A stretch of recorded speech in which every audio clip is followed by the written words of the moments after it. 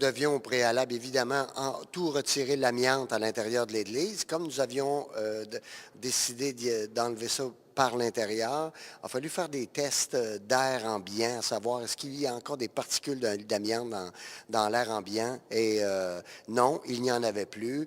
La CSST est aussi venue jeter son œil, faire les tests, regarder.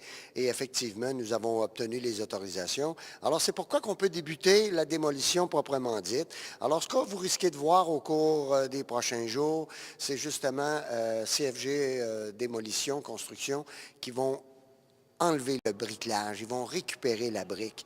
Alors, un coup, la brique va être enlevée, ils vont pouvoir, par la suite, ils vont partir via la rue Gervais et s'en aller vers la rue Bureau en démolissant lentement mais sûrement le bâtiment principal. Alors, je vous dirais que dans la première semaine de mars, probablement, là, que les gens vont trouver que le paysage a changé beaucoup à cet endroit. Là, les citoyens doivent s'attendre effectivement à un peu de perturbation au niveau de la circulation automobile. Gervais, Bureau, Saint-Olivier, ça, c'est des coins où effectivement, ça risque à certaines occasions d'être plus difficile à circuler et même à certains moments, il va y avoir des portions de ces rues-là qui vont être fermées complètement. Alors, c'est sûr que si vous pouvez éviter ce secteur-là pour les prochaines semaines, ça va être mieux pour vous.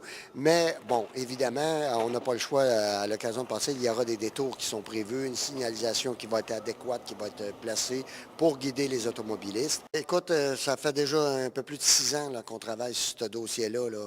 Alors, il faut y aller maintenant étape par étape. Nous voulions éviter justement de procéder à la démolition, mais comme il n'y avait aucune façon possible de s'entendre avec l'ancien propriétaire, bien, il a fallu y aller par les voies des tribunaux. C'est ce que nous avons fait. Maintenant, on suit la marche à suivre.